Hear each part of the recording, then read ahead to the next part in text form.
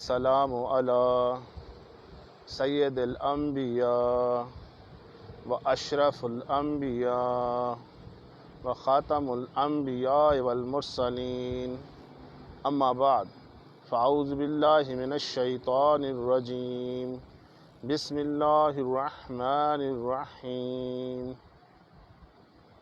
الاخلاء یومئذ بعضهم لبعض عدو الا المتقین صدق اللہ العظیم صدق رسولہ النبی الکریم ان اللہ وملائکتہ یصلون علی النبی یا ایہا الذین آمنوا صلوا علیہ وسلموا تسلیما۔ مل کر اور بلند آواز سے پڑھنے الصلاۃ والسلام علیک یا سیدی یا رسول اللہ، الصلاۃ والسلام علیک یا سیدی یا حبیب اللہ، الصلاۃ والسلام علیک یا سیدی یا نبی اللہ وعلی آلک و اصحابک یا سیدی یا نور اللہ۔ یا رسول اللہ انظر حالنا، یا حبیب اللہ اسمع قالنا، اننا فی بحر ہم مغرق خذ یدینا سہل لنا اشکالنا، رب اشرح لی صدری ویسر لی امری واحلل عقدۃ من لسانی یفقہوا قولی۔ تمام تر تعریفیں اللہ رب العزت کے لیے جو ہم سب کا پالنہار اور پروردگار ہیں، اور تمام تر درود و سلام نبی اکرم نور مجسم شفیع بنی آدم جناب احمد مجتبیٰ سیدنا حضرت محمد مصطفیٰ صلی اللہ تعالی علیہ وآلہ وسلم کی بابرکت ذات کے لیے، جن کو اپنے ہر امتی سے بڑا ہی پیار ہے۔ حمد و صلوات کے بعد میرے عزیز دوستو، انسان جب گھر سے باہر نکلتا ہے وہ کسی جگہ دوستی کا رشتہ قائم کرتا ہے۔ یہ دوستی کا جو رشتہ ہے وہ بہت ساری چیزوں کو اپنے دامن میں سمیٹ لیتا ہے۔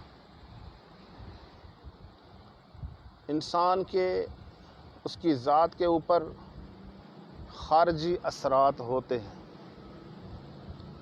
وہ اچھے اثرات بھی ہو سکتے ہیں، وہ برے اثرات بھی ہو سکتے ہیں۔ یہ ڈیپینڈ کرتا ہے کہ اس نے کس کے ساتھ دوستی لگائی ہے۔ اگر اس نے اچھے دوست بنا رکھے ہیں وہ اس پر اچھا اثر ڈالیں گے، اگر اس نے برے دوست بنائے ہیں تو وہ ڈیفینیٹلی اس پر برا اثر ڈالیں گے۔ کوئی اگر یہ کہے کہ میں تو اچھا ہوں، میں جن 15 لوگوں کے ساتھ بیٹھتا ہوں وہ اگرچہ برے ہیں، میں تو اچھا ہوں، تو یہ اس کی غلط فہمی ہے۔ اس کا شمار اس برے لوگوں کے جتھوں میں کیا جائے گا۔ اگر وہ اس کے ساتھ بیٹھتا ہے تو اس کا شمار بھی اس 15 برے لوگوں میں شمار ہوگا، چاہے وہ اچھا ہی ہو، کیونکہ وہ ان کے جو ہم نشین ہیں وہ برے ہیں۔ اسلام ہمیں ہر چیز میں رہنمائی فرماتا ہے۔ اس معاملے میں دوست بنانے میں، دوستی کے آداب سکھانے میں، کن لوگوں سے ہماری دوستی ہونی چاہیے، کن لوگوں کے ساتھ ہماری صحبت ہونی چاہیے، اس کی تعلیم بھی ہمیں اسلام دیتا ہے۔ قرآن پاک میں اللہ تبارک و تعالیٰ ارشاد فرماتا ہے، یا ایھا الذین آمنوا اتقوا اللہ وکونوا مع الصادقین، اے ایمان والو اللہ تبارک و تعالیٰ سے ڈرو اور سچوں کی سنگت اختیار کرو۔ سچوں کی سنگت، اور سچے کون ہیں؟ وہ اللہ والے ہیں۔ وہ اللہ والے ہیں جو اللہ کا ذکر کرتے رہتے ہیں، جو ہر وقت جن کی زبان اور جن کا دل اللہ کی یاد میں مشغول ہوتا ہے۔ تو قرآن پاک تو یہ رہنمائی فرما رہا ہے کہ ہمیں سچوں کے ساتھ سنگت اختیار کرنی ہے، اللہ والوں کے ساتھ اختیار کرنی ہے۔ اور جو آیت کریمہ پہلے تلاوت کرنے کی سعادت حاصل ہوئی اس کا بھی مفہوم بیان کرتا چلوں۔ سورۃ زخرف کی آیت نمبر 67 میں اللہ تبارک و تعالیٰ ارشاد فرماتا ہے، الاخلاء یومئذ بعضهم لبعض عدو الا المتقین۔ ہم جو یہ دوستی لگاتے ہیں، ہمارا بڑا ہی گہرا دوست ہوتا ہے، اس کے بارے میں، اور جو اللہ والوں کے ساتھ دوستی لگاتے ہیں اس کے بارے میں قرآن پاک کیا ارشاد فرماتا ہے؟ قرآن پاک میں اللہ تبارک و تعالیٰ ارشاد فرماتا ہے، جو آپس میں دوست ہیں اس روز ایک دوسرے کے دشمن ہوں گے۔ جتنا ہی گہرا دوست ہو آپ کی ہر قسم کے دنیاوی کام آنے والا، لیکن روحانی رشتہ اس کے ساتھ نہیں ہے، تو وہ قیامت کے دن آپ کا دشمن ہوگا، یعنی آپ کے کسی کام نہیں آئے گا۔ چاہے دنیا میں وہ اب جان دینے کے لیے تیار ہو جائے، لیکن قیامت کے دن وہ آپ کے کسی کام نہیں آئے گا۔ یہ قرآن پاک میں اللہ تبارک و تعالیٰ ارشاد فرما رہا ہے، عدوٌ الا المتقین، آگے فرمایا الا المتقین، مگر وہ لوگ جو متقی ہیں، جو پرہیزگار ہیں، جو اللہ والے ہیں، جو تقوی اختیار کرنے والے ہیں، ان کو اگر آپ نے دوست بنایا ہے تو وہ یہاں بھی آپ کے کام آئیں گے، وہاں بھی آپ کے کام آئیں گے، یہاں بھی آپ کے دوست ہوں گے، وہاں بھی آپ کے دوست ہوں گے۔ میرے آقا علیہ الصلوۃ والسلام سے صحابہ کرام علیہم الرضوان نے پوچھا، یا رسول اللہ عز وجل و صلی اللہ علیہ وسلم، ہمارے لیے کون سا ہم نشین بہتر ہے؟ تو میرے آقا علیہ الصلوۃ والسلام نے ارشاد فرمایا ہے، میرے صحابہ، جس کو دیکھ کر تمہیں اللہ یاد آ جائے۔ ہم نشین وہی ہوتا ہے نا جس کے ساتھ ہم اٹھتے ہیں، بیٹھتے ہیں، صحبت اختیار کرتے ہیں، سنگت اختیار کرتے ہیں، وہ ہمارا ہم نشین ہوتا ہے۔ تو میرے آقا علیہ الصلوۃ والسلام نے فرمایا کہ جس کو دیکھ کر تمہیں اللہ یاد آ جائے تم ان کی سنگت اختیار کرو۔ پھر فرمایا مفہوم ہے کہ آدمی اپنے دوستوں کی وجہ سے پہچانا جاتا ہے۔ تمہارے دوست تمہارا تعارف ہے، تمہارے دوست تمہارا تعارف ہے۔ اگر کوئی شخص آ کر کہے کہ یار تمہارے دوست نے یہ کام کیا ہے، کر دیا ہے، کوئی ایسا کام دھوکہ دیا ہے، دھوکہ یا فراڈ کیا ہے کسی نے کسی کے ساتھ، اور اسے پتہ ہے کہ یہ فراڈ کرنے والے کا دوست فلاں شخص ہے، ڈاکٹر صاحب اس کے دوست ہیں، تو میرے پاس اگر آ جائے، میں اپنی مثال دیتا ہوں، ڈاکٹر صاحب آپ کے دوست نے تو میرے ساتھ اتنا بڑا فراڈ کر دیا ہے، تو کیا آپ دیکھیں میں کتنا شرمندہ ہوں گا کہ میرے دوست نے، جس کو میں دوست سمجھتا ہوں، جس کی وجہ سے میرا تعارف ہے، جو میری ذات کی وجہ سے پہچانا جاتا ہے، وہ فراڈ کر گیا ہے، تو میری نظریں شرمندگی سے جھک جائیں گی، میری نظریں میں شرمندہ ہو جاؤں گا کہ میرے دوست نے ایسا کام کر دیا، اس نے مجھے شرمندہ کیا، میں اس کی وجہ میں خود بنا ہوں، کیونکہ میں نے ایسے آدمی کے ساتھ دوستی لگائی ہے، وہ سچا نہیں تھا، دل کا سچا نہیں تھا، متقی نہیں تھا، اللہ تعالیٰ سے ڈرنے والا نہیں تھا، جس کی وجہ سے یہ معاملہ پیش آیا، مجھے شرمندگی اٹھانی پڑی۔ تو کیوں نہ ہم صرف دوستی لگاتے وقت اس چیز کو مد نظر رکھیں، پہلی چیز کہ وہ ایک تو دین پر کاربند رہنے والا ہو، دین پر چلنے کی، چلو مکمل طور پر نہ بھی ہو تو کوشش تو کرنے والا ہو، دین پر چلنے کی کوشش تو کرنے والا ہو، نماز پڑھنے والا ہو، اللہ والوں کے ساتھ اٹھنے بیٹھنے والا ہو، اللہ والوں کی صحبت سنگت اختیار کرنے والا ہو، کم از کم ایسا تو، جزاک اللہ، ایسا تو ہو دوست کہ اللہ والوں سے پیار تو کرتا ہو، اہل بیت اطہار سے پیار کرتا ہو، صحابہ کرام سے پیار کرتا ہو۔ مولا علی پاک علیہ کرم اللہ وجل کریم کا قول مبارک ہے، آپ نے فرمایا کہ دنیا میں غریب وہ نہیں ہے جس کے پاس مال و دولت نہیں ہے، غریب وہ ہے جس کے پاس اچھے اور مخلص دوست نہیں ہیں، جس کے پاس اچھے اور مخلص دوست نہیں۔ ایک بزرگ سے کسی نے پوچھا کہ مجھے تو اچھے مخلص دوست ملتے ہی نہیں ہیں، تو انہوں نے فرمایا پہلے اپنے دل میں جھانک کر دیکھ، کیا تو کسی کے ساتھ مخلص ہے؟ اگر تو کسی کے ساتھ دوستی اس کی امارت کی وجہ سے، اس کی امیری کی وجہ سے لگاتا ہے تو تجھے بھی ایسے ہی دوست ملیں گے۔ اگر تو دین کی بنیاد پر، دین کی اساس پر، یا سرکار علیہ السلام کے نام پر، اللہ رسول کے نام پر دوستی لگاتا ہے، اللہ رسول کی وجہ سے کسی سے پیار کرتا ہے، صحبت میں بیٹھتا ہے، تو تجھے ضرور اچھے لوگ مل جائیں گے۔ یہ تو بات ہی کوئی نہیں ہے۔ اور میرے آقا علیہ السلام کی بڑی پیاری حدیث اور مشہور حدیث، آپ نے فرمایا الرجل علی دین خلیلہ، آدمی اپنے دوست کے مذہب پر ہوتا ہے۔ کہ میرے آقا علیہ السلام کی حدیث شریف ہے کہ جو ان کے دوست کا مذہب ہوگا، جو عقیدہ ہوگا، وہی آپ کا عقیدہ ہوگا۔ اگر بے ادب گستاخ فرقے کے لوگوں کے ساتھ آپ اٹھیں بیٹھیں گے تو ایک دن آپ کا عقیدہ بھی ویسا ہو جائے گا۔ یہ میرے آقا علیہ السلام کے فرمان کی میں شرح بیان کر رہا ہوں۔ اگر ایسے لوگوں کے ساتھ بیٹھیں گے، آج جیسے رسول اللہ صلی اللہ علیہ وسلم کی عظمت، شان، رفت، مقام کے بارے میں مشکوک الفاظ کے ساتھ کچھ لوگ بات کرتے ہیں، تو اس کی وجہ کیا ہے کہ وہ ان لوگوں کے ساتھ ان کا اٹھنا بیٹھنا ہے جن کا عقیدہ سرکار کے بارے میں یہ ہے معاذ اللہ کہ آپ کے پاس اختیار نہیں ہے، معاذ اللہ اس طرح کی مشکوک باتیں کرتے ہیں۔ تو ان جن کے ساتھ اب بیٹھیں گے، صحابہ کرام سے پیار کرنے والوں کے ساتھ بیٹھیں گے تو آپ کو آپ کی روح میں صحابہ کرام کی محبت پیدا ہو جائے گی۔ اگر اہل بیت اطہار ایسے لوگوں کے ساتھ بیٹھیں گے جو اہل بیت اطہار کا نام آتے ہی ان کی گردنیں جھک جاتی ہیں ادب سے، تو آپ کی روح میں پاکیزگی آئے گی۔ اگر رسول اللہ صلی اللہ علیہ وسلم کی شان بیان کرنے والوں کے ساتھ بیٹھیں گے تو آپ کو خواب میں مدینہ نظر آئے گا۔ جیسے مدینہ کرنے والوں کے ساتھ، جیسے ہماری دعوت اسلامی ہے، ان کے ساتھ بیٹھنے والوں کو جو بھی بیٹھتا ہے، جو بھی ان کی سنگت اختیار کرتا ہے، وہ خواب میں مدینے پہنچتا ہے۔ تو کیا ہے کہ وہ مدینہ کرتے ہیں، ہر وقت مدینے کی یاد میں روتے رہتے ہیں۔ جیسے اللہ والے ہیں وہ بھی مدینے کی یاد میں، سرکار کی یاد میں روتے رہتے ہیں، ان کے ساتھ جو بیٹھتا ہے ان کو خواب میں مدینے پاک کی زیارت ہو جاتی ہے۔ تو یہ تو اس طرح کا معاملہ ہے، جس طرح ہم اختیار کریں گے اسی طرح ہمارے ساتھ وہی معاملہ ہوگا۔ میرے آقا علیہ السلام نے فرمایا بندے سے دوستی بندے کی وجہ سے نہ کرو۔ تو صحابہ کرام نے عرض کی یا رسول اللہ پھر کس وجہ سے کریں؟ تو میرے آقا علیہ السلام نے فرمایا بندے سے دوستی یا اللہ کی وجہ سے کرو یا اس کے حبیب کی وجہ سے کرو، کہ یہ اللہ کا بندہ ہے، میں اس سے اللہ کی خاطر پیار کرتا ہوں، اللہ کی خاطر دوستی کر رہا ہوں۔ فرمایا من احب للہ و ابغض للہ و عادى للہ و ملأ للہ استکملت ایمانہ۔ فرمایا جس نے محبت کی اللہ کے لیے، اگر کسی سے بغض رکھا تو وہ بھی اللہ کے لیے، اگر کسی کو کوئی چیز دی وہ بھی اللہ کے لیے، اگر کسی سے کوئی چیز دینے سے رک گیا، کوئی چیز دینے سے رک گیا وہ بھی اللہ کے لیے کیا، تو فرمایا کہ اس کا ایمان مکمل ہو گیا، اس کا ایمان مکمل ہو گیا۔ اب دیکھیں محبت بھی فرمایا من احب للہ اللہ کے لیے، یہ بھی ایمان کا حصہ۔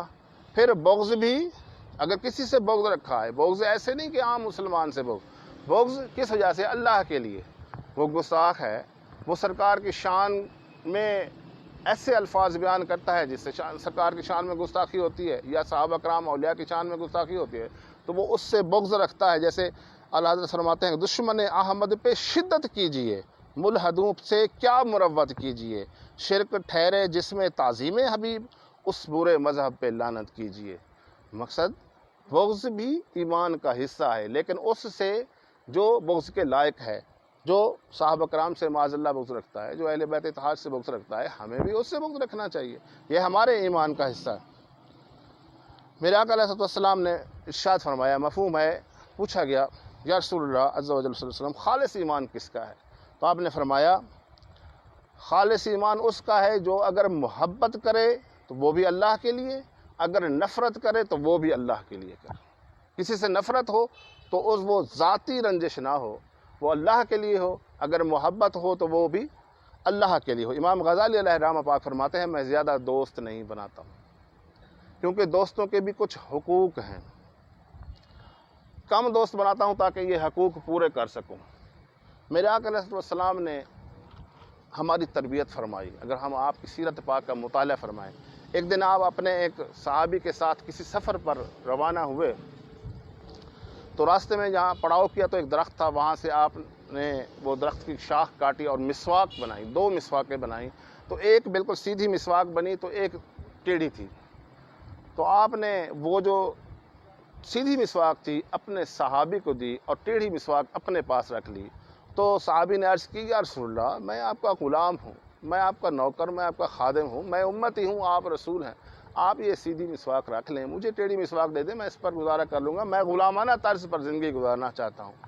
تو میرے آقا علیہ السلام نے فرمایا اے میرے صحابی، یہ جو صحبت کے لمحے ہوتے ہیں، کسی کے ساتھ بھی ہوں یا دوستی کے لمحات ہوتے ہیں، چاہے ایک لمحہ بھی کیوں نہ ہو، وہ اس کا قیامت کے دن حساب لیا جائے گا، اللہ تبارک و تعالیٰ پوچھے گا۔ ایک تو میں تم سے اچھا برتاؤ اس لیے کر رہا ہوں کہ تو میرا امتی ہے، میرا غلام ہے، میرا خادم ہے، لیکن اس کے علاوہ اللہ تبارک و تعالیٰ نے جو حساب لینا ہے، میں چاہتا ہوں میں اللہ کی بارگاہ میں جب پیش ہوں، اللہ تبارک و تعالیٰ اگر یہ پوچھے تو میں اللہ تبارک و تعالیٰ کی بارگاہ میں سرخرو ہو جاؤں۔ تو اس لیے میں نے تمہارے ساتھ اچھا برتاؤ کیا ہے۔ یہ ہمارے سکھانے کے لیے تھا، ہمیں بتانے کے لیے تھا کہ ہم اپنے دوست کے ساتھ، ہم سفر کے ساتھ، رفیق کے ساتھ، ہم نشین کے ساتھ ہم نے کیسے پیش آنا ہے۔ حضرت حذیفہ بن یمان فرماتے ہیں کہ ایک دفعہ میرے آقا علیہ السلام غسل فرما رہے تھے، آپ کپڑوں کے ساتھ غسل فرماتے تھے، لیکن پھر بھی اتنے باحیا تھے کہ آپ نے، حضرت حذیفہ بن یمان فرماتے ہیں کہ مجھے فرمایا کہ حذیفہ یہ چادر تان کر کھڑے ہو جاؤ۔ اب کنویں پر غسل فرما رہے ہیں، کپڑوں سمیت فرما رہے ہیں، لیکن حذیفہ بن یمان فرماتے ہیں کہ میں چادر تان کر کھڑا ہو گیا، آپ نے غسل فرمایا، پھر اس کے بعد میرے دل میں خیال آیا، حذیفہ کہتے ہیں کہ میرے دل میں خیال آیا میں بھی غسل کر لوں۔ میں نے عرض کی یا رسول اللہ عز و جل میں غسل کر لیتا ہوں، تو آپ نے اجازت دے دی۔ پھر آپ نے فرمایا کہ حذیفہ تو غسل کر، میں تمہارے لیے چادر تانتا ہوں۔ اتنے کریم آقا۔ پھر حذیفہ بن یمان نے عرض کرتے ہیں یا رسول اللہ میں تو آپ کا غلام ہوں، میرا تو کام تھا، میں نے چادر تان لی، آپ تو میرے آقا ہیں، ہاتھ باندھ کر کھڑے ہو گئے، آپ تو یہ نہ کریں۔ تو میرے آقا علیہ السلام نے جو بات ارشاد فرمائی اس کو دل کو کانوں سے سنیں اور لکھ لیں۔ آپ نے فرمایا کہ دو دوست یا دو ساتھی، جو ان میں سے کوئی بھی ایک جو اپنے دوست کے ساتھ زیادہ نرمی اختیار کرے گا، جو بھی ان دو دوستوں میں سے دوسرے دوست کے ساتھ جتنی زیادہ نرمی اختیار کرے گا، اللہ تبارک و تعالیٰ اس سے زیادہ محبت فرمائے گا، اس سے زیادہ محبت فرمائے گا۔ ان دو دوستوں میں سب سے زیادہ محبت اللہ کو اس سے ہوگی جو زیادہ نرمی اختیار کرے گا۔ اگر دوست کی کوئی غلطی ہوگی، اس سے کوئی غلطی کچھ بھی ہو گیا ہے تو اس کو معاف کر دینے والا ہے، یا وہ سختی سے بات کر رہا ہے تو دوست اس کے سامنے نرمی اختیار کرتا ہے، سختی کے جواب میں سختی نہیں دیتا، تو اللہ تبارک و تعالیٰ کو وہ محبوب ہے۔ تو میرے آقا علیہ السلام نے فرمایا میں اس لیے یہ کر رہا ہوں کہ میں بھی اللہ کا محبوب بننا چاہتا ہوں، آپ تو ہیں ہی اللہ کے محبوب۔ تو میرے آقا علیہ السلام نے فرمایا کہ جو میرا مومن ہے نا وہ نرم دل ہوتا ہے۔ مومن کی نشانیاں ہیں نا، یہ مومن نرم دل ہوتا ہے، لیکن لوگ اس کو ذرا بیوقوف سمجھتے ہیں۔ آپ نے آداب دوستی فرمایا، اس سے مفہوم ہے آداب دوستی کو بیان کرتے ہوئے فرمایا کہ ایک تو دوستی کو بنیاد اس کی دین کی بنیاد پر ہو، آپ نے دنیا کی بنیاد پہ نہیں لگانی، یہ بھی اچھا امیر آدمی ہے میں اس کے ساتھ جاؤں گا، میری خدمت تواضع کرے گا، دین کی بنیاد پہ کریں گے۔ آپ یہ دیکھیں کہ میری روح میں کتنی تازگی پیدا ہوتی ہے، میرے ایمان میں کتنی تازگی پیدا ہوتی ہے جب میں اس کے پاس جاتا ہوں، اس کے ساتھ بیٹھتا ہوں، اس کے ساتھ باتیں کرتا ہوں، اس بنیاد پر دوستی لگائیں۔ دوسرا، درمیان میں کوئی لالچ نہ ہو، دنیاوی لالچ نہ ہو، دنیاوی حرص و طمع نہ ہو۔ پھر دوست کی اصلاح کا جذبہ ہو۔ میرے پاس کچھ ہے، اگر میں دوست کے پاس جاتا ہوں، اگر اس کی کوئی غلطی دیکھتا ہوں تو میں اس کے اصلاح کی نیت سے اس کے ساتھ صحبت یا ہم نشینی اختیار کروں گا۔ حضرت فاروق اعظم رضی اللہ تعالیٰ عنہ فرماتے ہیں کہ میرا تو وہ دوست ہے جو میری غلطی مجھے آ کر بتائے، مجھ سے جو غلطی سرزد ہو جائے، میرا دوست وہ ہوگا جو مجھے میری غلطی آ کر بتائے۔ جیسے شاعر نے کہا ہے نا، چنگی مندی سجنا کولو 100 واری ہو جاندی، یار یاراں گلا نہیں کر دے اصل پریت جناں دی۔ تو اگر کسی دوست سے غلطی ہو جاتی ہے تو اس کی اصلاح کرے، نہ کہ دوستوں کو بتاتا پھرے کہ بھئی یار یہ تو اس طرح کا بندہ ہے، یہ تو غیبت کرتا کرتے تھکتا نہیں، یہ تو گھر والوں کے ساتھ اس کا بڑا برا سلوک ہے، یہ تو اخلاق کا بھی اتنا اچھا نہیں ہے۔ ایک حضرت امام غزالی علیہ رحمہ پاک احیاء العلوم میں ایک واقعہ لکھتے ہیں، اب اس سے اندازہ لگا لیں کہ آپ دوست کو دوست کے ساتھ کیسا ہونا چاہیے۔ بنی اسرائیل کے دو دوست تھے، وہ ایک غار میں اکٹھے عبادت کرتے تھے، کافی عرصے سے کر رہے تھے۔ ایک دن ایک دوست نے روزہ رکھا ہوا تھا، افطاری سے پہلے نے کہا کہ میں بازار سے جاتا ہوں، سامان لے آتا ہوں افطاری کا۔ تو اس نے وہاں سے رخت سفر باندھا، بازار کی طرف چلا، تو وہاں پر اس کی نظر ایک عورت پر پڑ گئی۔ عورت پر پڑی تو شیطان نے دماغ میں وسوسہ ڈالا، تو وہ اس کا عاشق ہو گیا اور وہ وہیں کا ہو گیا، واپس نہ آیا۔ کچھ ایک دو دن گزرے تو دوست نے بڑا پریشان ہوا کہ یہ کیسا میرا دوست تھا، میں اکٹھے ہم عبادت کرتے تھے، اس کے دل میں یہ بڑا افسوس ملال پیدا ہوا، یہ اسے کیا ہو گیا۔ اسے پتہ چلا کہ یہ عورت کے عشق میں مبتلا ہو گیا، تو وہ اسے سمجھانے چلا گیا۔ اس نے قرآن کی آیات بھی اس کے سامنے پیش کی، سرکار علیہ السلام کا فرمان بھی پیش کیا، اور اسے بتایا کہ بھائی ہم اکٹھے نماز پڑھتے ہیں، اکٹھے روزہ رکھتے ہیں، اکٹھے عبادت کرتے ہیں، تو میرا تو دل نہیں لگتا تمہارے بغیر، تم بھی آ جاؤ۔ لیکن اس نے ٹال مٹول کی کہ اچھا آ جاؤں گا، یہ وہ، دراصل اس کے دل میں وہ جو عورت کی محبت تھی وہ غالب آ چکی تھی۔ اب یہاں اگر ہمارے جیسا کوئی دوست ہوتا تو وہ تو دوسروں کو، لوگوں کو بتانے شروع کرتا، دیکھو میں تو اس کو بڑا اچھا سمجھتا تھا، یہ تو ایسا نکلا، یہ تو عورتوں کے چکر میں پڑ گیا. تو اس طرح کا اس سے ہم اس طرح کرتے ہیں. لیکن اس نے کیسا کیا کیا، جب وہ دوست نہ مانا تو واپس آیا اور سر سجدے میں رکھ دیا اور اللہ کی بارگاہ میں عرض کرنے لگا کہ یا باری تعالیٰ، یہ میرا دوست، ہم اکٹھے نماز پڑھتے ہیں، اکٹھے تیری عبادت کرتے ہیں، رو رو کے دعا مانگ رہا ہے، اب اس کو ہدایت تو دے دے. جب تک تو ہدایت نہیں دے گا میں سجدے سے سر نہیں اٹھاؤں گا، نہ کھاؤں گا، نہ پیوں گا. اب جو اللہ کی بارگاہ میں اتنی التجا کرے اور اللہ کی عبادت گزار بھی ہو تو اللہ کیوں کرنا مارے گا. 10-11 دن گزرے، اس کا دوست، وہی دوست جو وسوسے، شیطانی وسوسے کی وجہ سے گمراہی کے قریب چلا گیا تھا، وہ اس نے آ کر اپنے دوست کو اٹھایا کہ دوست اٹھ جا، میں واپس آ گیا. اس نے کہا میں حیران تھا میرے اندر یہ جو گناہ سے نفرت کیسے پیدا ہو گئی ہے. 2 دن ہو گئے مجھے گناہ سے نفرت پیدا ہو گئی تھی، اس عورت سے نفرت پیدا ہو گئی تھی، میں وجہ نہیں جان سکا تھا. اب میں یہاں پہ آیا ہوں، تجھے سجدے میں روتے ہوئے دیکھا ہے تو مجھے پتا چلا ہے کہ یہ تیری وجہ سے اللہ نے مجھے اس گناہ سے نفرت ڈال دی. تو میرے دوستو دیکھو، دوست کی اصلاح کیسے کر سکتا ہے. اللہ کی بارگاہ میں جیسے میرے آقا علیہ السلام کا فرمان بھی ہے، اگر آپ اپنے دوست یا اپنے مسلمان بھائی کی غیر موجودگی میں، یہ مفہوم عرض کر رہا ہوں، غیر موجودگی میں اس کے لیے دعا کریں گے، ایک تو وہ اخلاص ہوگا، خلوص ہوگا. ہم تو ویسے کرتے ہیں یار اللہ تمہیں مدد کرے، اللہ تمہیں کامیاب کرے، یہ کہتے رہتے ہیں نا، رسمن کہتے ہیں. ایک ہم تنہائی میں بیٹھ کر جب اپنے لیے دعا کر رہے ہوتے ہیں تو ہاتھ اٹھا کر کبھی دعا اپنے مسلمان بھائی دوست کے لیے بھی کر کے دیکھیں، آپ کو بڑے دل میں بڑا اطمینان محسوس ہوگا، اس میں خلوص بھی ہوگا. اور میرے آقا علیہ السلام نے فرمایا جب ایک مسلمان بھائی اپنے دوسرے مسلمان بھائی کے لیے تنہائی میں، اس کی غیر موجودگی میں اس کے لیے دعا کرتا ہے تو اللہ تبارک و تعالیٰ اس دعا کو ضرور قبول فرماتا ہے. جیسے اس دوست نے کیا اسی طرح اس کی دعا قبول ہوئی، اس کا دوست واپس آ گیا. اور اسی طرح سچوں کی سنگت کیسے فائدہ دیتی ہے. ایک میرے آقا علیہ السلام، بخاری مسلم شریف کی حدیث ہے، ایک دوست اپنے دوست سے ملنے دوسرے شہر جا رہا تھا تو راستے میں ایک فرشتہ انسانی شکل میں اس کے سامنے آ گیا. اس نے پوچھا کہاں جا رہے ہو؟ تو اس نے کہا کہ میں اپنے دوست سے ملنے جا رہا ہوں، فلاں بستی میں رہتا ہے. تو اس نے پوچھا کہ کیا تمہارا کوئی اس کے ساتھ کوئی رشتہ داری ہے یا ویسے جا رہے ہو؟ نہیں، اس کا رشتہ داری کوئی نہیں ہے. پھر اس نے پوچھا کہ اچھا کوئی کاروباری لین دین کے لیے جا رہے ہو، شاید کوئی تمہارا کاروباری معاملہ ہوگا. تو اس نے کہا نہیں، کاروباری معاملہ بھی کوئی نہیں ہے. پھر اس نے پوچھا فرشتے نے کہ کس وجہ سے جا رہے ہو، کیا مقصد کیا ہے تمہارا؟ تو اس نے کہا میں اس سے اللہ کی رضا کے لیے محبت کرتا ہوں، مجھے وہ اللہ کے لیے وہ مجھے پسند ہے. جب میں اس کے ساتھ بیٹھتا ہوں، جب وہ گفتگو کرتا ہے تو میرے روح میں تازگی پیدا ہو جاتی ہے، میرا ایمان تازہ ہو جاتا ہے، مجھے رب رسول کی یاد آ جاتی ہے، تو میں اس لیے اس کے پاس جا رہا ہوں. تو پھر اس نے فرشتے نے بھی اپنی حقیقت بتا دی کہ میں انسان نہیں ہوں، میں بھی اللہ کے بھیجا ہوں، ایک فرشتہ ہی ہوں. اللہ تبارک و تعالیٰ نے فرمایا جا کر میرے بندے کو خوشخبری دے دو، اگر تم دونوں میری رضا کی خاطر آپس میں پیار کرتے ہو تو میں بھی تم دونوں سے محبت کرتا ہوں. کتنی بڑی خوشخبری ہے اگر ہم اللہ کے لیے کسی سے پیار کریں. اور اللہ والوں سے پیار تو اس پہ سونے پہ سہاگا ہے، اس سے پیار ہوتا ہی اللہ کی رضا کے لیے ہے. مرشد کے ساتھ ہمارا معاملہ کس لیے ہوتا ہے کہ ہمارا ایمان تازہ ہو، ان کی بات سنیں تو ہمارے ایمان روح کو تازگی ملے، ہمارا ایمان بڑھے، ایمان کو تقویت پہنچے. تو ہم ان کے ساتھ اگر بیٹھنا شروع کریں گے تو ہمارا ایمان بھی تازہ ہوگا اور اللہ کے محبوب بھی بن جائیں گے. یہ بونس میں انعام ملے گا.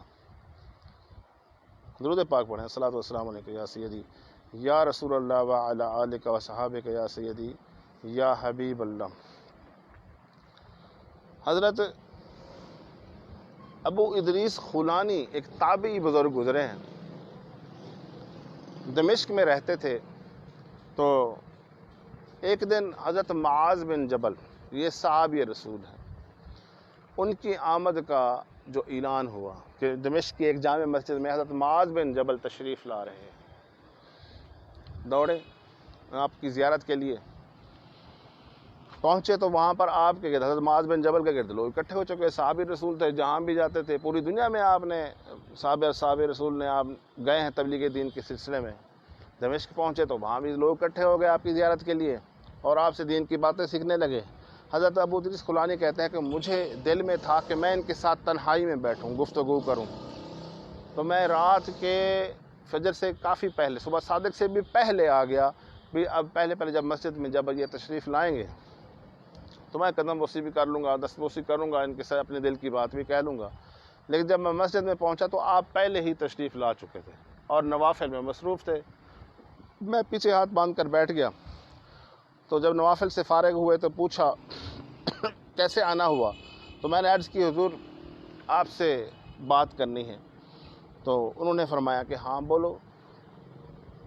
میں حضرت ابو ادریس کہتے ہیں کہ میں نے عرض کی حضور کہ مجھے آپ کی باتیں بڑی میٹھی لگتی ہیں، آپ کی باتیں بڑی پیاری لگتی ہیں، جب آپ رب رسول کی باتیں کرتے ہیں تو مجھے ایسی پیاری لگتی ہیں کہ مجھے آپ سے محبت ہو گئی ہے۔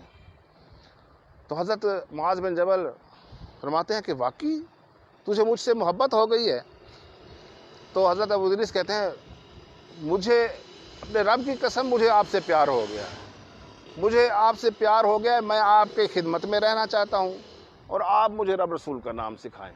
دیکھیں مقصد کیسا ہوتا تھا انسان کا، اس وقت مسلمان کا مقصد کیا ہوتا تھا اور دوستی کا جب معیار کیا ہوتا تھا، رب رسول کی رضا اور سیکھنا کیا ہے، دین سیکھنا ہے، بس یہ دو مقصد ہوتے تھے کہ اللہ راضی ہو جائے، یہ دین سیکھ لو۔ حضرت معاذ بن جبل نے فرمایا تجھے مبارک ہو، میں نے رسول اللہ صلی اللہ علیہ وسلم کو فرماتے سنا۔ یہ صحابی وہ ہیں جنہوں نے ڈائریکٹلی حضور علیہ السلام سے سنا ہے، ڈائریکٹلی۔ اب وہ فرامین پوری دنیا میں پہنچانے والے پہنچایا انہوں نے، یہ فریضہ انہوں نے انجام دیا، ہم ان کے ممنون ہیں۔ یہ صحابہ کرام اگر نہ نکلتے حجۃ الوداع کے بعد، صحابہ کرام 1,00,000 کم و بیش 1,24,000 جو صحابہ کرام تھے وہ گھر نہیں گئے۔ فرماتے ہم نے سنا ہے علماء سے اور کتابوں میں پڑھا ہے، وہ گھر کی طرف نہیں گئے، سیدھا میرے آقا علیہ السلام نے فرمایا جاؤ بلغوا انی ولو آیا، پہنچا دو میری طرف سے جو بھی تم نے سیکھا مجھ سے، اب تم نے آگے پہنچانا ہے۔ یہ صحابہ سے تابعین، تابعین سے تبع تابعین، پھر اولیاء اعظام ائمہ کرام کے پاس یہ جو دین پہنچا ہے، یہ صحابہ کے مرہون منت ہے، یہ ہمارے صحابہ کرام کے مرہون، ان کا احسان ہے ہم پر۔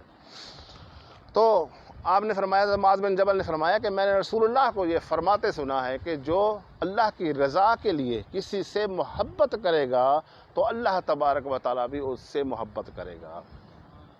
تو مبارک ہو تجھ سے اللہ تبارک و تعالیٰ بھی پیار فرماتا ہے۔ تو یہ جو اچھے دوست ہیں، یہ جو اللہ والے ہیں، کل قیامت کے دن اللہ کی بارگاہ میں اپنے ان دوستوں سے جن کی نیکیاں کم ہو جائیں گی، کسی وجہ سے کوتاہی رہ گئی ہے، گناہگار ہیں لیکن وہ اللہ والوں سے پیار کرنے والے تھے، دنیا میں اللہ والوں کے ساتھ اٹھنا بیٹھنا تھا، تو ان کی اگر اس میں کوئی کمی کوتاہی رہ گئی ہوگی تو یہ اللہ والے اللہ کی بارگاہ میں سفارش کریں گے اور اس کا معاملہ بھی وہی ہوگا جو اللہ والوں کا ہوگا، یعنی جنت الفردوس میں یا جنت میں ان کی رفاقت مل جائے گی۔ میرے آقا علیہ السلام نے فرمایا کہ دو دوست تھے، دو دوست ہوں گے جو کل قیامت کے دن جن کا حساب کتاب ہوگا تو نیکیاں ان کی کم پڑ جائیں گی، یعنی یوں سمجھے کہ 100% نمبر آنے چاہیے تو دونوں کے 80% یا 80% ان کے نمبر آئیں، 20% کمی رہ گئی ہے، یا میزان میں کمی تولنے کے بعد، نیکیاں تولنے کے بعد 20% کمی رہی ہے، جس وجہ سے بھی تک اندازہ بتا رہا ہوں، مفہوم عرض کر رہا ہوں کہ 20% ان کی دونوں کی کمی رہ گئی ہے۔ وہ جائیں گے اپنے والدین کے پاس، اپنے رشتہ داروں کے پاس کہ ہمیں کچھ نیکیاں دے دو، ہمارا کچھ یہ تھوڑا سا معاملہ ہے یہ پورا ہو جائے، کیونکہ اتنی رعایت دی جائے گی کہ جاؤ نیکیاں ڈھونڈ کر لاؤ۔ اس وقت پیسے تو نہیں چلیں گے، نیکیاں چلیں گی۔ تو وہ جائیں گے لیکن رشتہ دار، عزیز و اقارب، جو والدین تک وہ انکار کر دیں گے، والدہ تک کہہ دے گی، والد کہہ دے گا کہ بھائی میں تو خود پھنسا ہوا ہوں، میری اپنی مجھے پتہ نہیں میرا کیا معاملہ ہوتا ہے، میں اگر تمہیں دیتا ہوں تو میری نیکیاں نہ کم بڑھ جائیں۔ تو اس وقت جو کیش ہوگا وہ نیکی ہوگی۔ اس لیے آج جو ہے نا میکیوں کی اہمیت نہیں ہے نیکی کرنے کی۔ یہ ایک لمحہ ہم دین کی علم دین سیکھنے کی محفل میں بیٹھتے ہیں نا، ایک لمحہ میرے آقا علیہ السلام نے فرمایا 60 سال کی بے ریا عبادت سے بھی بہتر ہے، 60 سال کی بے ریا عبادت سے۔ یہ اتنی بڑی نیکی ہے، یہ ہمیں پتہ نہیں ہے، ہمیں اس کا احساس نہیں ہے کہ ہم جاتے نہیں ہیں اللہ والوں کے پاس، علم دین کی محفلیں جہاں بھی ہوتے ہیں، یا قرآن پاک کی تلاوت دیکھ لیں، نماز دیکھ لیں، نوافل دیکھ لیں، یہ نیکیوں کی اہمیت ہے، کسی کے ساتھ بھلائی کر لیں، اس کی بڑی اہمیت ہے۔ تو وہ اس وقت نیکیوں کی تلاش میں نکلیں گے، ناکام پھر واپس اکٹھے ہوں گے، یار مجھے تو کچھ نہیں ملا. اس نے کہا مجھے بھی کچھ نہیں ملا، اب تو ہمارا فیصلہ جہنم کی طرف نہ ہو جائے. تو ایک دوست دوسرے سے کہتا ہے تو ایسا کرو، تم میری نیکیاں لے لو، میرا تو ویسے کام نہیں ہو رہا، تو تم اپنی نیکیاں پوری کر کے تم تو جنت میں جاؤ، میرا اللہ وارث ہے، اللہ کرم کرے گا، اللہ کی رحمت اس وقت بڑی غالب ہے، اللہ کرم فرما دے گا، تم جاؤ. وہ کسی طرح اس نے اپنے دوست کو راضی کر لیا اپنی نیکیاں دے کر. اب وہ جنت کی طرف جا رہا ہے، جب جنت کے دروازے تک پہنچتا ہے نا، اسے خیال آتا ہے یار میرا دوست تو بڑا اچھا نکلا، میں تو بڑا خود غرض ہوں، میں اس کی نیکیاں لے کر آ گیا ہوں. اب وہ اس کا پتہ نہیں کیا ہوگا، تو وہ دروازے سے ہی رک جائے گا، واپس پلٹ آئے گا. تو وہ اللہ کی بارگاہ میں عرض کرے گا یا باری تعالیٰ تو نے دنیا میں ہمیں اکٹھے رکھا، اب جنت میں بھی ہمیں اکٹھے رکھ. دنیا میں بھی تو نے ہمیں اکٹھے رکھا، ہم اکٹھے عبادت کرتے رہے، اکٹھے محفلوں میں جاتے رہے. اب آخرت کا جو معاملہ آیا ہے، میں جنت میں اکیلا جا رہا ہوں، مہربانی فرما اب جنت میں بھی ہمیں اکٹھا فرما دے. جب اللہ تبارک و تعالیٰ دیکھے گا کہ دوست کے ساتھ اتنی محبت ہے، اس کا پیار ہے، تو اللہ تبارک و تعالیٰ اللہ تعالیٰ تبارک و فرشتوں سے فرمائے گا کہ جاؤ اس کے دوست کو لے آؤ اور اس کے ساتھ جنت میں بھیج دو، جاؤ لے اس کو اس کے ساتھ جنت میں بھیج دو. تو بلکہ میرے آقا علیہ السلام نے ایک اور واقعہ بھی ارشاد فرمایا کہ جب جنت میں دوست چلے جائیں گے، کچھ لوگ چلے جائیں گے، تو اپنے دوستوں کو یاد کریں گے. جب ادھر جب سکون ہو جائے گا نا، حشر کا معاملہ تو بڑا سختی ہے، اس وقت کوئی کسی کی پرواہ نہیں ہوگی، یاد نہیں آئے گا. جب جنت میں چلے جائیں گے، پھر سکون میں آئیں گے، پھر سارے یاد آتے جائیں گے، یار وہ فلاں دوست کہاں ہے، یار وہ فلاں کدھر ہے جو ہمارے ساتھ بیٹھتا تھا، اٹھتا تھا، کھاتے پیتے تھے، ہم اکٹھے چلتے تھے. السلام رحمۃ اللہ جزاک اللہ. تو وہ کہاں پہ ہے، تو پتہ کریں گے، تو وہ پتہ چلے گا. جنتی ہوں گے، ان کو معلومات تو سب کی ہوگی، تو پتہ چلے گا کہ وہ تو جہنم میں ہے. اب وہ اللہ کی بارگاہ میں التجا کریں گے. اب یہ توفیق بھی اللہ کی طرف سے ہوگی. جیسے کوئی چھوٹا بڑے کی بارگاہ میں ناز کرتا ہے، ضد کرتا ہے کہ مجھے یہ چاہیے، ایسے وہ جنتی جو ہوں گے نا، وہ اللہ کی بارگاہ میں ایسے عرض کریں گے کہ یا باری تعالیٰ نہیں، بس اس کو بھیجو، ان کو بھیجو، ان کو جنت میں بھیجو. اللہ تبارک و تعالیٰ کا فرمائے گا کہ ان کا فیصلہ، ان کی کچھ خطائیاں تھیں، کمیاں تھیں، غلطیاں تھیں، جن کی وجہ سے ان کا فیصلہ جہنم میں ہے. اب وہ جہنم میں نہیں جا سکتے، لیکن وہ ضد پر اڑے رہیں گے. وہ کہیں گے یا باری تعالیٰ یا ہمیں ہمارے دوستوں کو جنت میں بھیج، یا ہمیں وہاں بھیج جہاں ہمارے دوست ہیں. جب یہ بات کریں گے تو اللہ تبارک و تعالیٰ فرمائے گا کہ تم بندے ہو کر اپنے بندوں سے اتنا پیار کرتے ہو، میں تو رب کریم ہوں، مجھے تو اپنے بندوں سے اس سے بھی زیادہ پیار ہے. جاؤ جہنم کے دروازے پر جاؤ، جو تمہارا دوست ہے اس کو نکال کر جنت میں لے آؤ. تو میرے دوستو، یہ وہ دوست ہوں گے جو اللہ کا ذکر کرتے ہوں گے، جو اللہ والے ہوں گے، جو متقی ہوں گے، جو پرہیزگار ہوں گے، اور جن کی وجہ سے جن کی سفارش کی وجہ سے، جن کی التجا کی وجہ سے اللہ کی بارگاہ میں جب التجا کریں گے، ہم جیسے لوگ بخشے جائیں گے. تو ہم کیوں نہ ان لوگوں کے ساتھ دوستی لگائیں جو ہمارے دنیا میں بھی کام آئے ہیں، جن کی دعا سے ہماری دنیا بھی بن جاتی ہے، اور جن کی دعا سے، جن کی سفارش سے ہماری آخرت بھی بنے گی. تو ہم ان دو لوگوں کے ساتھ کیوں نہ دوستی لگائیں. تو میرے آقا علیہ السلام نے فرمایا کہ دوست دین کی بنیاد پہ بناؤ، ان کے درمیان لالچ نہ ہو، دین ہو، اور ایسا دوست بناؤ جس سے تمہیں اللہ یاد آئے، اور دوست کی اصلاح کی نیت سے. اگر تمہیں کچھ پتہ ہے تو اگر اس کے اندر کوئی غلطی ہے تو اس کی اصلاح کی نیت سے اس کے ساتھ دوستی لگاؤ، اس کی ہم نشینی اختیار کرو، نہ کہ اس کا گلہ کرنے لگ جاؤ، غیبت کرنے لگ جاؤ، دوستوں کو بتانے لگ جاؤ، دوسرے دوستوں کو بتانے لگ جاؤ بھائی یہ تو اس طرح کا بندہ ہے. اور دوسرا، اپنے بچوں کی بھی نگرانی کریں کہ بھی ہمارے بچے کس کے ساتھ دوستی لگا رہے ہیں. خدا نہ خاصہ کسی بد مذہب کے ساتھ دوستی لگا بیٹھے، اور کچھ عرصے کے بعد آپ نے پرواہ نہ کی، اور کچھ عرصے کے بعد آپ نے دیکھا کہ میرا بچہ تو اس طرح کی باتیں کرنے لگ گیا ہے، گستاخانہ عقائد اس میں پیدا ہو گئے ہیں، تو میں آپ کو یہ بتاتا چلوں کہ پھر وہ کبھی تبدیل نہیں ہو سکے گا. اگر خدا نہ خواستہ اس طرح کا معاملہ ہو گیا تو وہ کبھی تبدیل نہیں ہو سکے گا. لہٰذا ان کے بارے میں بھی امام غزالی علیہ رحمہ فرماتے ہیں، اپنی کتاب میں لکھتے ہیں، اپنی اولاد پر نگرانی رکھو کہ وہ کس کے ساتھ اٹھ بیٹھ رہا ہے، کس کے ساتھ سنگت اختیار کر رہا ہے، کس کے ساتھ صحبت اختیار کر رہا ہے، کہیں وہ بد مذہب تو نہیں، کہیں وہ ایسا تو نہیں جو دلوں کو تبدیل کر دیتا ہو یا دلوں پر زنگ لگوا دیتا ہو۔ صاحب ذرا جو غافل ہوگا، غافل کے ساتھ بیٹھنے سے ہمارے دلوں کو زنگ لگتا ہے۔ ذاکر کے ساتھ بیٹھو گے، اب جیسے دنیا میں جو ترقی کر گیا ہے، اگر ہم اس کے ساتھ بیٹھیں گے تو دنیاوی ترقی ملے گی۔ اگر کوئی چاہتا ہے تو ہم میری روحانی ترقی ہو تو وہ ایسے شخص کے پاس بیٹھے جس کے دل میں نور ہے، جس کے قلب میں نور ہے، جس نے قلب سلیم حاصل کر لیا ہے اللہ کا ذکر کر کے، اس کے ساتھ بیٹھیں گے تو روحانی ترقی ہوگی۔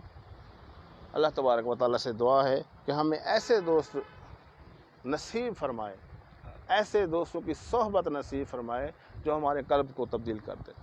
وما علیہ الا البلاغ المبین۔ درود پاک پڑھیں اور ایک نعت شریف